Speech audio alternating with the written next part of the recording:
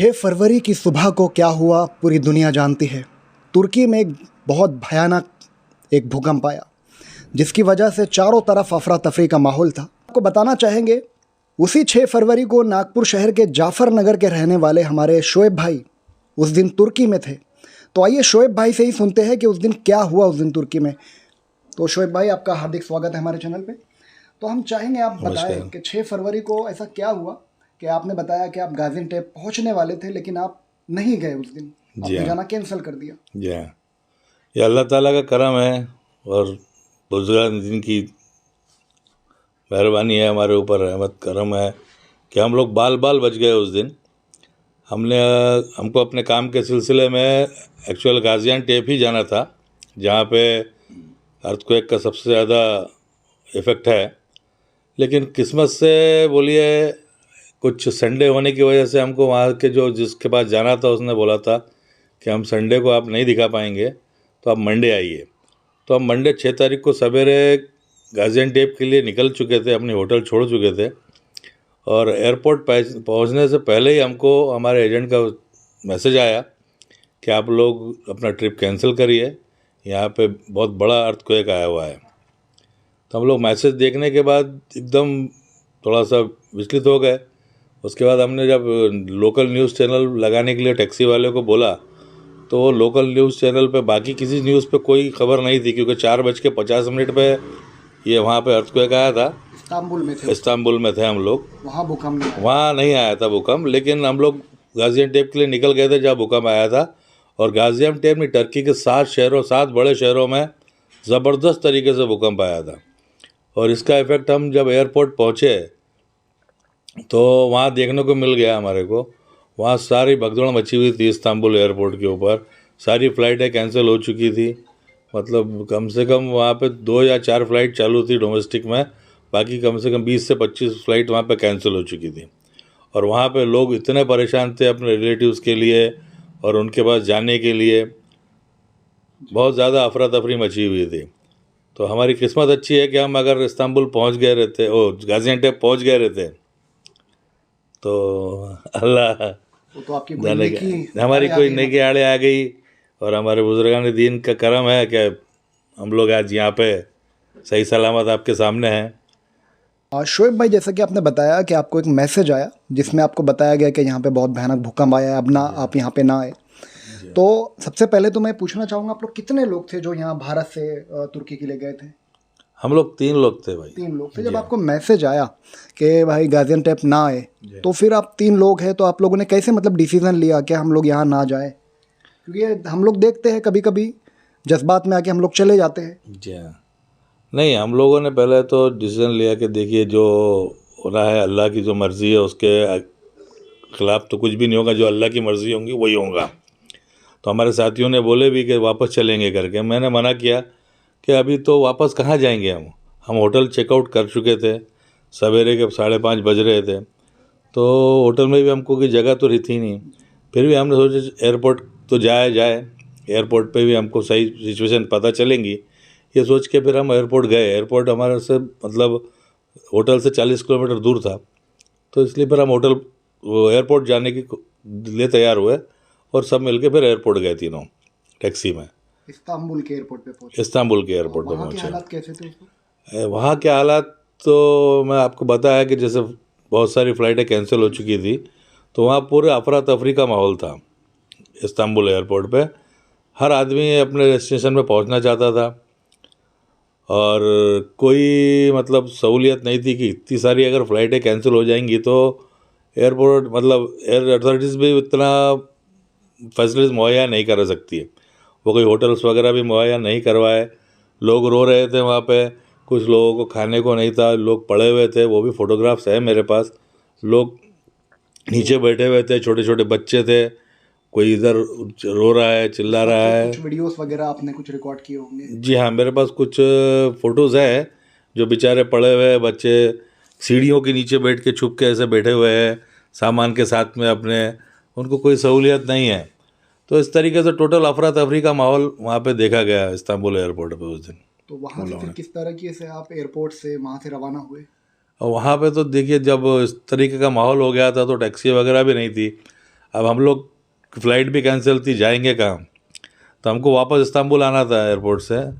तो हम लोगों ने फिर जब देखे जब कोई टैक्सी वगैरह नहीं है, तो फिर हम लोगों ने मेट्रो से आने का इरादा किए। तो हमको अपने होटल, जो हमारा लिए होटल बुक था इस्तांबुल में, उसमें के लिए 4 मेट्रो ट्रेन चेंज करना पड़ता है, और वहाँ मेट्रो अंडरग्राउंड चलती है। और इस्तांबुल में उस डर के मारे वहाँ पे कोई मेट्रो में बैठने को तैयार नहीं है। पूरी मेट्रो खाली। मैं वो भी फ़ोटो है मेरे पास, मैं आपको दे दूँगा।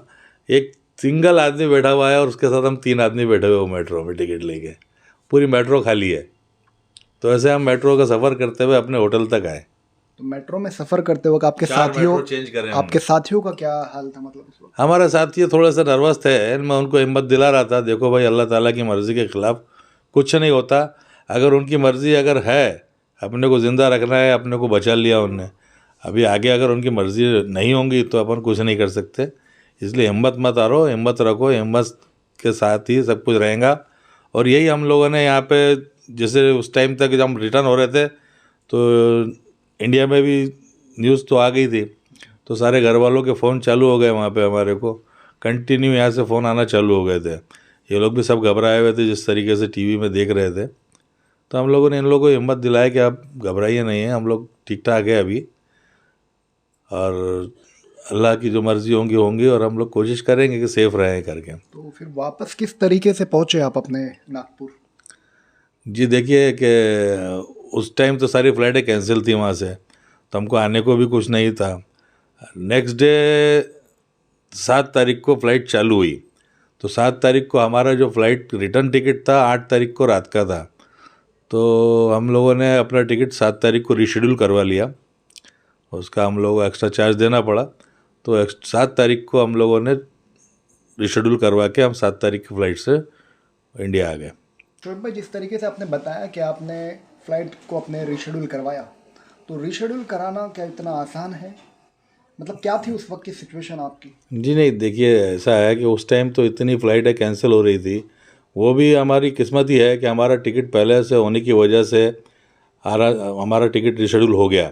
अदरवाइज़ कई फ़्लाइटें कैंसिल हो रही थी, और मौसम भी ऐसा था कि वो मौसम भी वहाँ पे साथ नहीं दे रहा था। कंटिन्यू आइस फॉल हो रहा था, और बारिश थी, तेज़ हवाएं थी, उसकी वजह से भी डोमेस्टिक फ़्लाइट, इंटरनेशनल फ़्लाइट सारी कैंसिल थी। लेकिन हमारा नसीब ही है बोलेंगे तो चलेगा कि हमारा टिकट होने पर पहले से बुक होने की वजह से हमको रीशेड्यूल मिल गया। अदरवाइज़ इतना आसानी से नहीं होता था रीशेड्यूल। और जो वहाँ पे जिस तरीके से न्यूज़ थी, फोरकास्ट था कि यहाँ पे भी आ रहा है, और कंटिन्यू वहाँ पे तो चल ही रहा था। जो पर हमको आप जो न्यूज़ है कि एक अर्थक्वेक आया, एक नहीं आया, वहाँ पे टोटल 40 झटके लगे। जो वहाँ की न्यूज़ है, लोकल न्यूज़ है, वह कंटिन्यू हिलता रहा गाजियान्टेप, जहाँ हमको जाना था। तो बहुत मतलब एक दर्दनाक हादसा था वो, जिससे निकल के हम लोग आ गए खैर खैरियत से। इस वीडियो को देखने वाले जितने भी हमारे दर्शक हैं, हम चाहेंगे उनको आप एक मैसेज दें कि जो कुछ आपने तुर्की में देखा, उसके बाद में जो जो आपने डिसीज़न लिया, हिम्मत से काम लिया, तो क्या मैसेज देना चाहेंगे आप इन्हें? मैं सभी अपने दर्शकों को यही बोलना चाहूँगा कि हमने, देखिए, हम जहाँ गए थे हमने कभी सपने में भी नहीं सोचा था। एक टर्की बहुत अच्छा शहर है, हम बहुत अच्छे उससे गए थे। हमने कभी सपने में भी नहीं सोचा था कि हमको इतना दर्दनाक हादसा हमारे साथ वहाँ पे होगा और इतने दर्दनाक सीन हमको देखने को मिलेंगे। तो मैं अपने दर्शकों से यही कहना चाहूँगा कि कभी भी ऐसी चीज़ें अगर सामने आती है तो उसको फेस करना चाहिए, एकदम घबराना नहीं चाहिए, क्योंकि ये सब अल्लाह की मर्ज़ी से होता है जो भी होता है। तो हर चीज़ को फेस करना चाहिए, और अपना एक जो ज़िंदगी में हमेशा नेक काम करते रहना चाहिए, क्योंकि कब कौन सी नेकी आड़ी आएंगी ये मालूम नहीं है, और हमारी भी कौन सी नेकी आड़ी आई है हमारे, तो हमको भी नहीं मालूम नहीं है। इसलिए मैं भी कभी भी यही चाहता हूँ कि मेरे से अगर किसी का अच्छा नहीं हो सकता तो कम से कम बुरा तो नहीं हो। और यही मैं अपने दर्शकों को मैसेज देना चाहूँगा कि हमेशा अच्छा काम करें, कभी किसी का दिल नहीं दुखाएं, और कभी ऐसी कोई दुर्घटना होती है तो उसको हिम्मत से फेस करें, क्योंकि हिम्मत से रास्ते निकल जाते हैं कहीं ना कहीं, किसी न किसी तरीके से। तो जाफ़र नगर के रहने वाले हमारे शोएब भाई ने हमें जो मैसेज दिया है उसी के बेस पे मैं अपनी कुछ बातें कहना चाहूँगा कि जब भी ऐसे कोई हादसा अगर से आपकी भी लाइफ में पेश आता है तो हिम्मत से काम ले। और आज का जो दौर है आप देख रहे हैं बुराई का दौर है, तो बुराई के बजाय हम नेकी के रास्ते पे चले, सदका खैरात करते रहे, किसी का भला चाहे, तो फिर ऐसी मुसीबत के वक्त में इंशाअल्लाह तबारक व तआला आपकी वो मुसीबतें दूर हो जाएंगी। तो ये वीडियो को आखिर तक देखने के लिए शुक्रिया।